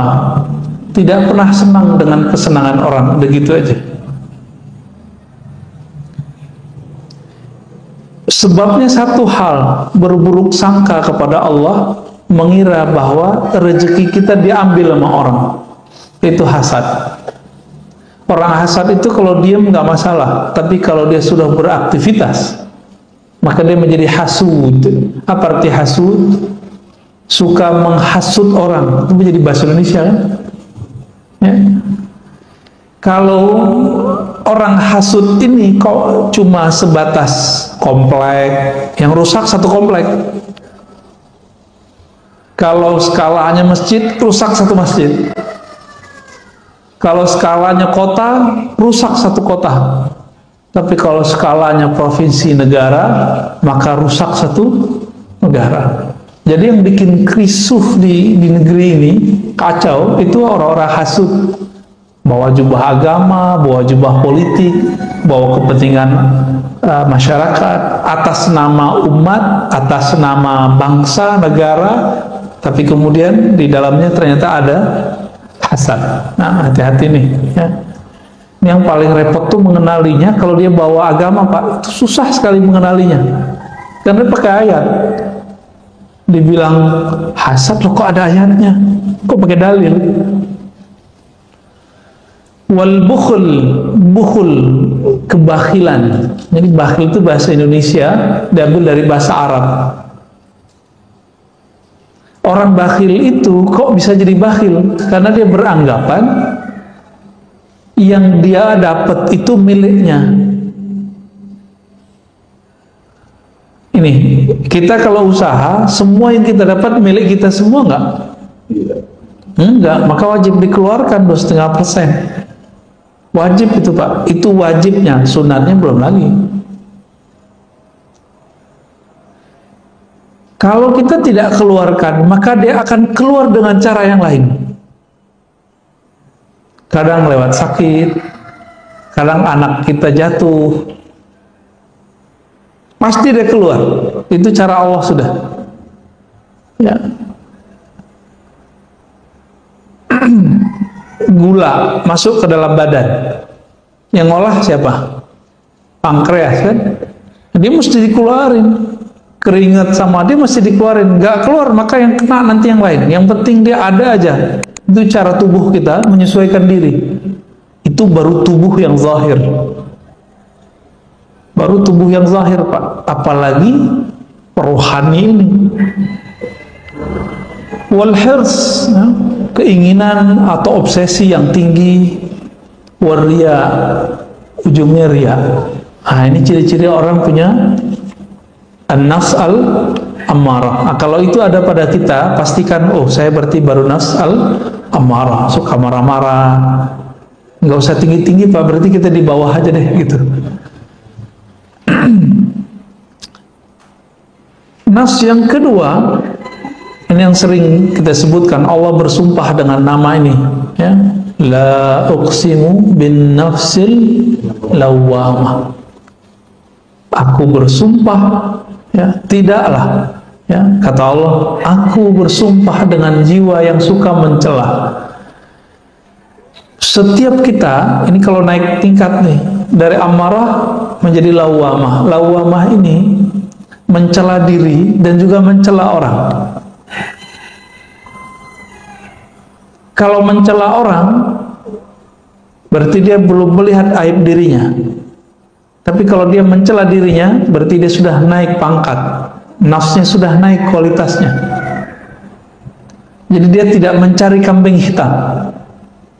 Kalau masih cari kambing hitam, turun lagi jadi nafs al-ammarah. Nah, nafsul lawamah ini sudah mulai menyesali dirinya sendiri. Ternyata salah satu karakter jiwa kita, hatta nanti kalau masuk surga, itu bapak itu semua akan nyesel. Jadi surga, neraka itu negeri semua orang menyesal. Masuk surga aja nyesel, Pak. Kok dulu lama main YouTube tapi kok nggak lama berzikir? Kok dulu suka jalan-jalan tapi tidak suka bersedekah? Kok dulu begitu semua. Bahkan para wali-wali Allah itu menyesal karena kurang ma'rifatnya kepada Allah. Apalagi kita, ya. Ini nafsul lawamah. Kalau dia sudah bisa tidak menyalahkan orang lain, dia mulai menyalahkan dirinya. Ini coba lihat, kita kalau satu tim kerja, terus ada masalah, kita nyalain orang apa nyalain diri? Kalau masih nyalain orang, mesti nafsul amarah. Tapi kalau sudah menyalahkan diri, lalu kita perbaiki, langsung dia naik menjadi an-nafs al-mulhamah. Jiwa yang dapat inspirasi, tapi inspirasi itu dua. Fa'alhamaha fujuraha wa taqwaha. Allah itu memberikan bisikan kepada manusia, silakan dia memilih. Ada yang baik, ada yang buruk. Itu pilihan kita. Pilihan inilah yang dipertanggungjawabkan nanti di akhirat. Tidak Allah cuma kirim sinyal, silakan kita pilih. Jika kita memilih kebaikan, lalu menahan diri dari keburukan, dicobain istiqomah. Biasanya 40 hari istiqomah, orang bisa langsung naik ke an-nafs al-mutmainnah. Apa arti mutmainnah? Jiwa yang sudah stabil, nggak labil lagi. Jadi kalau yang mulhamah ini, karakter mulhamah apa? Tidak bisa mandiri dalam kebaikan. Jadi kalau dia di komunitas orang-orang yang jahat, dia jadi jahat. Di komunitas orang baik, dia jadi sangat baik. Itu mulhamah. Kalau sudah bisa mandiri, istiqomah, dia sendiri, dia rame, karakternya tidak berubah. Dia tetap cenderung kepada yang baik. Berarti dia sudah naik menjadi mutmainnah. Nah, silakan dicek, Pak. Diri kita, badan kita, pikiran kita udah masuk kemana nih? Ya. Kalau nggak ada orang di rumah, sholatnya selama ketika ada orang nggak? Ketika sholat sunat di rumah itu sebanyak sholat sunat di masjid nggak? Gitu. Karena apa? Ketika orang itu sudah mandiri secara rohani, maka dia tidak bergantung dengan pengawasan orang. Yang dia butuhkan adalah merasa diawasi oleh Allah Subhanahu wa Ta'ala. Apa jalan pintas dari nafs ammarah biar langsung ke mutmainnah? Jalan pintasnya cuma satu. Ini yang dikatakan dalam surat Ar-Ra'd ayat 28 yang sering kita baca. Ala bidzikrillah tatma'innul qulub. Ketahuilah, hanya dengan menyebut nama Allah, kita tambahkan sebanyak-banyaknya, maka dia bisa langsung naik ke menjadi mutmainnah. Jiwa yang tenang itu, kalau dia istiqomah di sini, maka dia akan mulai meridhai kehendak-kehendak Allah. Meskipun nanti, ini mohon maaf, mutmainnah ini bisa jadi Allah cebloskan lagi masuk ke dalam maksiat. Dia apakah putus asa kepada Allah atau dia cepat berpulang kepada Allah? Dijebak salah, apakah dia masih menyalahkan orang atau kemudian dia menyalahkan dirinya sendiri lalu memperbaikinya? Ini nafsu mutmainnah itu masih diuji, Pak. Masih diuji. Maka level Nabi pun diuji. Nabi Yusuf itu pernah bercermin. Dia mikir, kalau saya jadi budak harganya berapa nih? Merasa cakep deh. Bener, Allah buat skenario, beliau dibuang ke sumur. Itu bukan sumur kayak sumur di Indonesia. Sumur di sana itu kayak telaga aja. Ya, dibuang ke sana. Terus apa yang terjadi? Dipungut oleh orang, dijual, dan harganya murah. Itu ujian Nabi Yusuf. Karena dia pernah kagum melihat wajahnya, maka diuji dengan wajahnya. Oh, kita berapa kali diuji. Ya. Nabi Musa alaihissalatu wassalam, ketika beliau diuji satu pertanyaan, adakah orang yang lebih alim darimu, hai Musa? Apa jawaban Nabi Musa? Enggak ada. Maka diuji dengan Nabi Khidir. Nabi Allah Khidir ini membuat satu perbuatan yang semua perbuatan itu diharamkan secara hukum oleh hukumnya Nabi Musa. Itu ujian paling berat Nabi Musa. Maka kita nanti akan diuji dengan apa yang kita suka. Nabi Ibrahim itu setelah punya anak, beliau kemudian merasa lega. Oh, alhamdulillah punya anak. Tiduran nih Pak. Tiduran, molornya kelamaan, sehingga lewatlah waktu bermunajat kepada Allah. Disitulah kemudian Allah datang dan memberikan wahyu. Anakmu sembelih. Dia nggak percaya. Wah, kayaknya halu nih ya. Besok begitu lagi. Sampai 3 kali baru kemudian dia mengiyakan, dan dia mendatangkan anaknya. Karena dia tahu dirinya Nabi. Mimpinya Nabi wahyu atau bukan? Ya, kalau bapak yang mimpi nggak wahyu ya.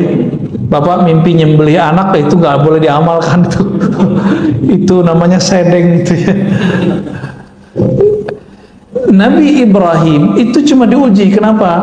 80 tahun menunggu anak, dikasih anak, keasikan, kelelahan, lupa munajat.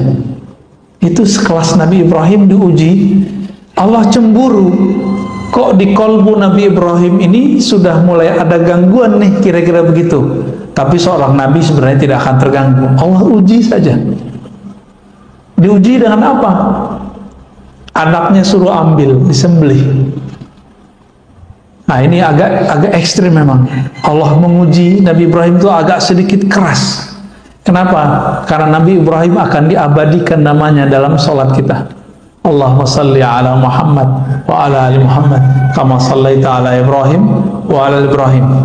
Boleh pakai Sayyidina, boleh tidak ya. Kita abadikan terus Pak namanya.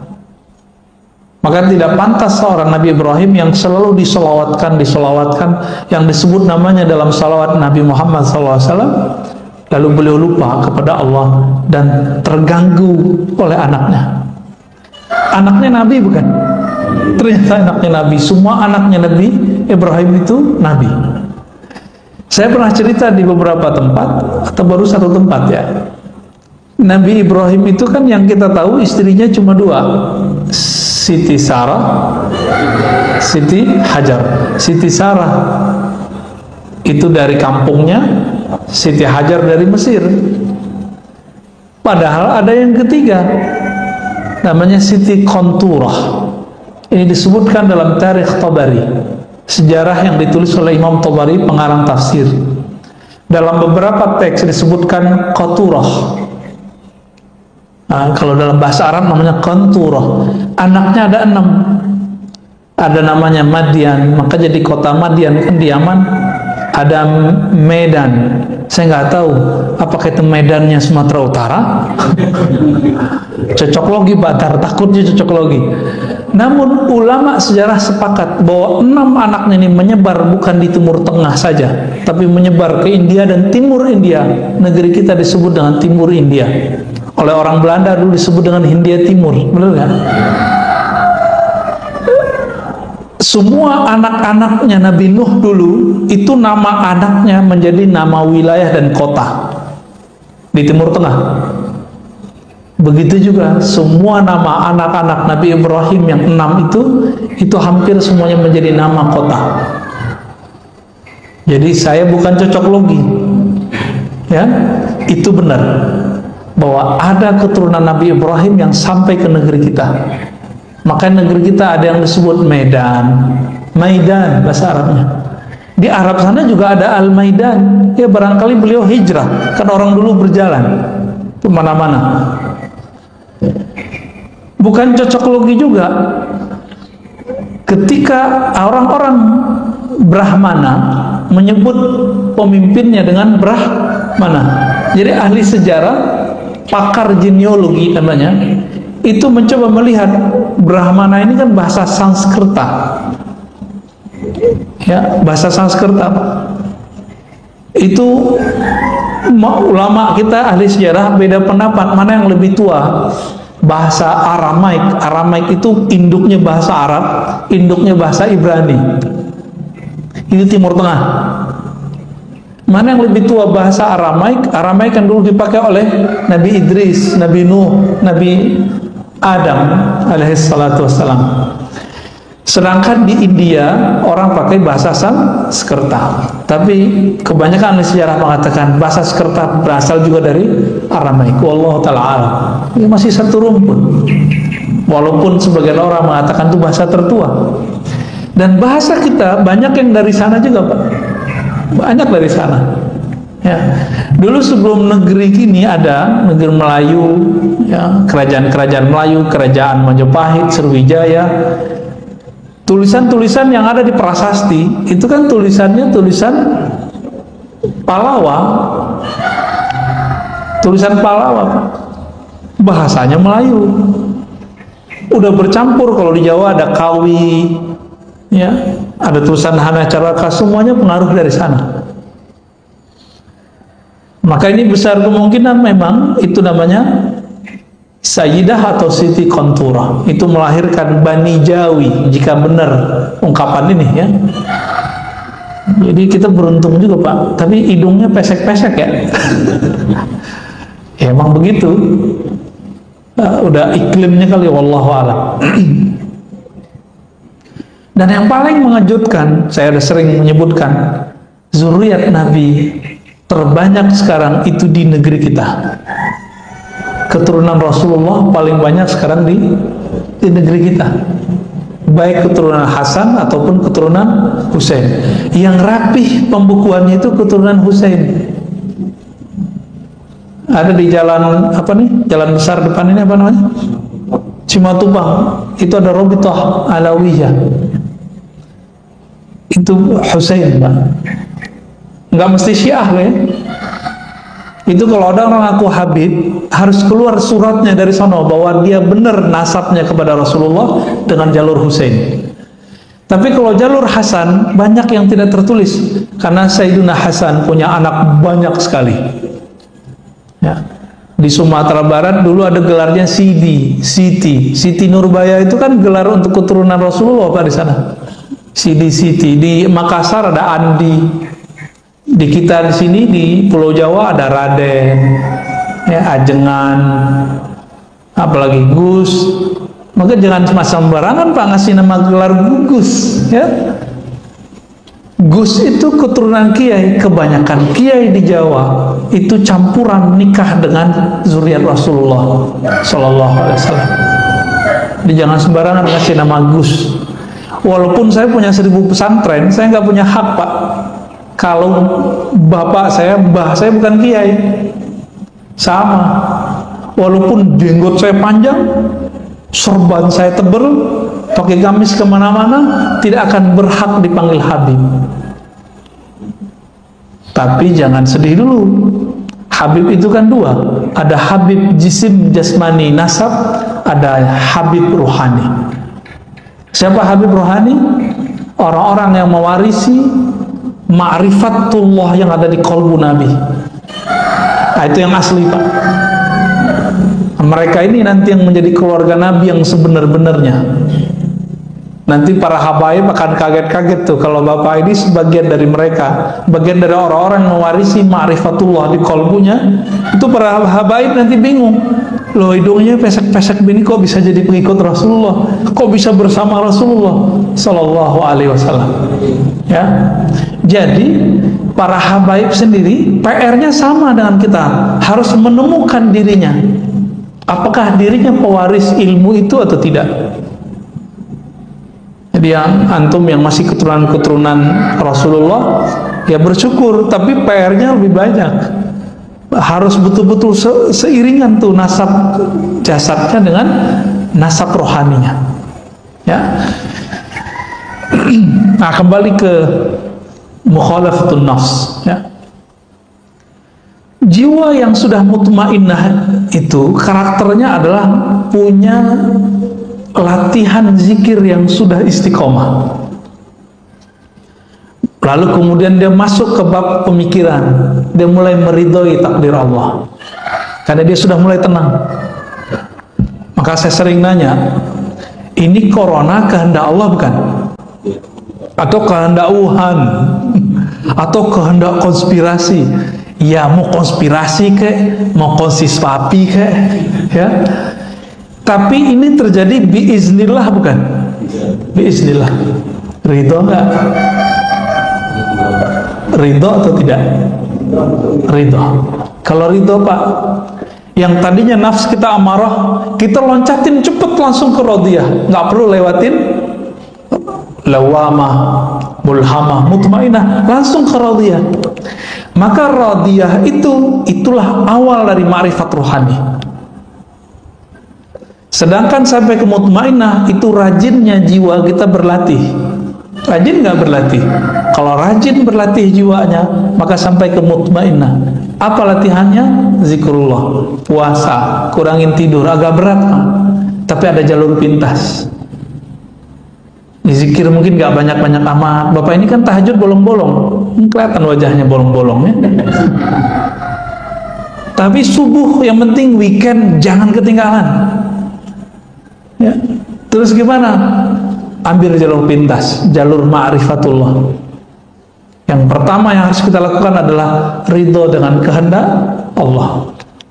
Udah ridho nih, serius, ntar kejadian apa aja sama kita, jangan kemudian nyalahin siapa-siapa. Ini ada ustadz, ada tetangga, ada siapa, tokoh kena covid, dikait-kaitkan dengan, oh itu dia munafik tuh, kena covid. Loh, guru-guru kita hafiz Quran di Jawa, wali-wali Allah kena covid Pak. Kalau hafiz Quran yang sudah bertahun-tahun ngajar ini gak wali, terus dia apa dong? Meninggal kena covid. Jangan berprasangka, biasa aja, ya. Emang covid nanya dulu, kamu waliullah bukan? Kamu beriman apa munafik? Kan gak nanya dia.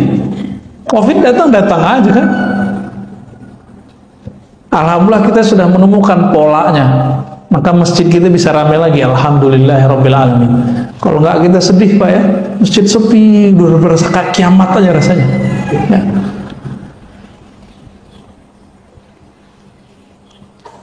Itu kalau sudah ridho, dan ini persepsinya kalau sudah konstan, saya ridho, suruh ridho dengan semua kehendak Allah, Allah pun nanti akan meridhoi kita.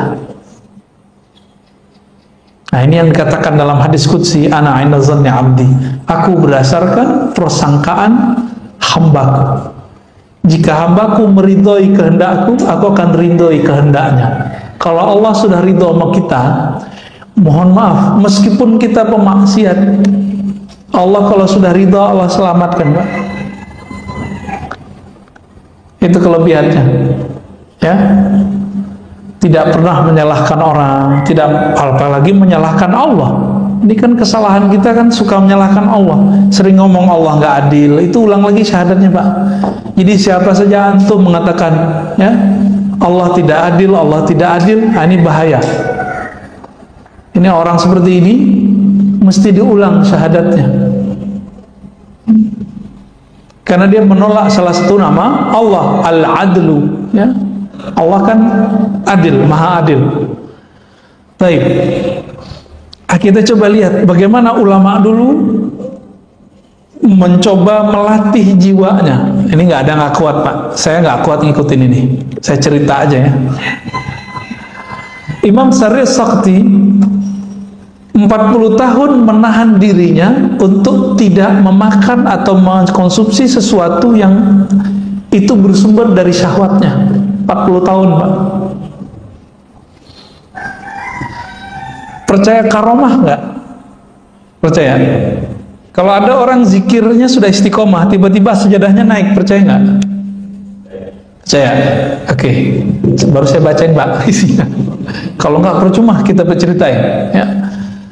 Wa ruya rajulun jalisan fil hawa. Diperlihatkan satu waktu ada seseorang yang soleh, ketika dia berzikir sajadahnya naik.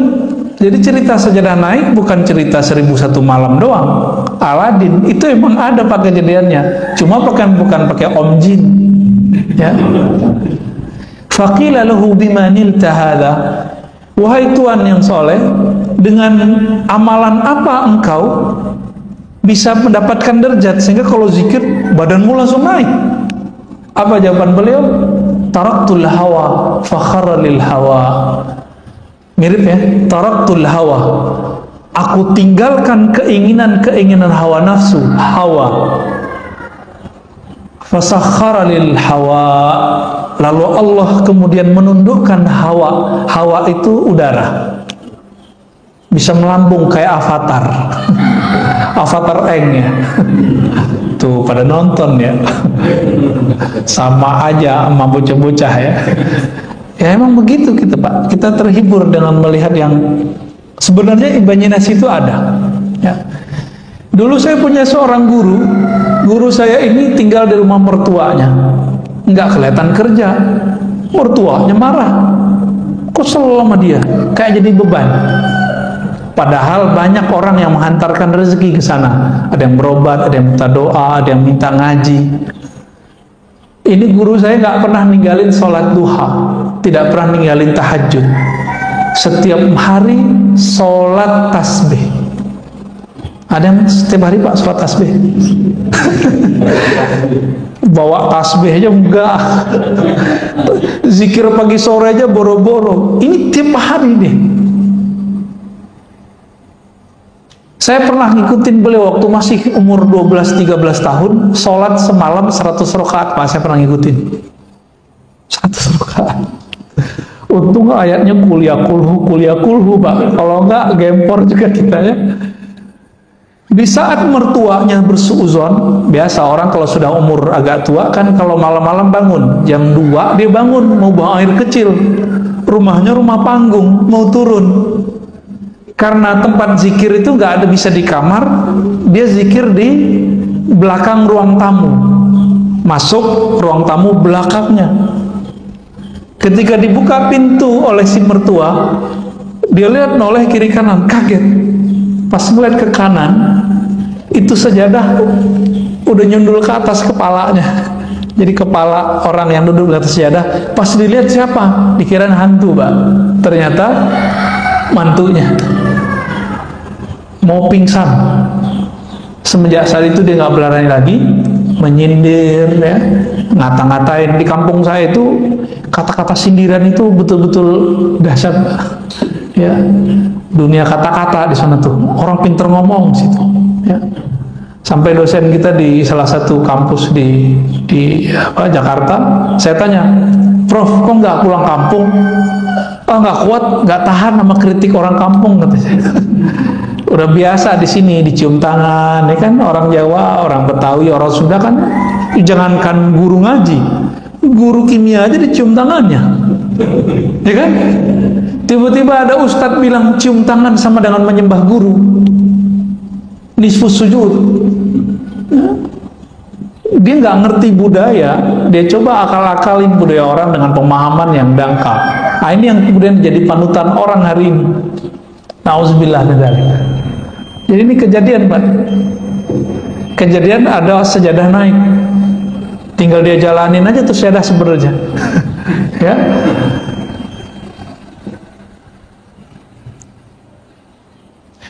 Jadi ibadah paling tinggi apa? Bukan banyak sholat, Pak.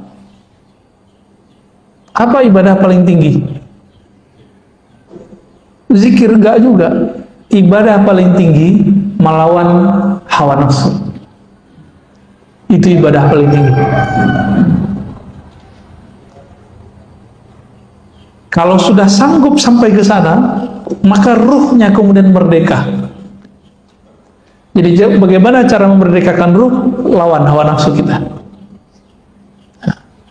Itu ibadah badan, ibadah jiwa. Tapi ada ibadah lain, yaitu ibadah ruh. Kalau ruh, ibadah tertingginya apa? bermakrifat kepada Allah, mengenal Allah Subhanahu wa ta'ala. Itulah sebabnya kenapa orang ngaji satu bab ilmu itu lebih afdol daripada sholat 1000 rakaat. Karena bisa jadi yang sholat 1000 rakaat tidak mengenal Allah, sedangkan yang ngaji cuma satu bab membuat dia mengenal Allah. Ini nanti syuruk nih. Antum yang belum paham juga pasti sholat syuruk duluan, gak mau dengerin ngaji, tinggalin aja. Nanti coba kita lihat aja Pak. Udah jelas ini lebih afdol dari 1000 rakaat, masih kejar 2 rakaat syuruk. Katanya Ustadz itu haji dan umrah sempurna. Lah itu kan hadis nggak sahih. Yang sahih kan ini. Itu hadis paling tinggi cuma hasan li ghairihi, nggak sampai Pak sahih. Tapi kita doyan, kita ini mohon maaf terobsesi mengejar pahala, lupa bahwa pahala tertinggi itu ada di ruh. Ruh kita karakternya cuma satu aja, dia suka mencari ilmu. Bapak kalau nggak ada ruhnya bercahaya ini nggak akan berani duduk lama di masjid, pasti takut corona. Ya gak? Tapi karena ruhnya itu kuat, kita dibentengi Allah Pak, tenang aja, Allah bentengi. Orang kalau nggak takut corona, apa yang terjadi? Karena hobi dengan nafsnya, rame Pak mall. Malam tadi saya kan belum sempat tidur kecuali di mobil nih tadi, karena ada yang nganter pulang. Tahu-tahu udah nyampe aja di rumah jam 3:30 ya, jam 2:30 kita jalan dari Jakarta Timur dekat Bekasi, nyampe di rumah 3:30. Ya, itu aja tidur aja tadi tuh 1 jam ya, 1 jam kurang malah. Ketika saya tidak mengikuti gerakan ruh, saya malas loh Pak kesini. Kenapa? Mendingan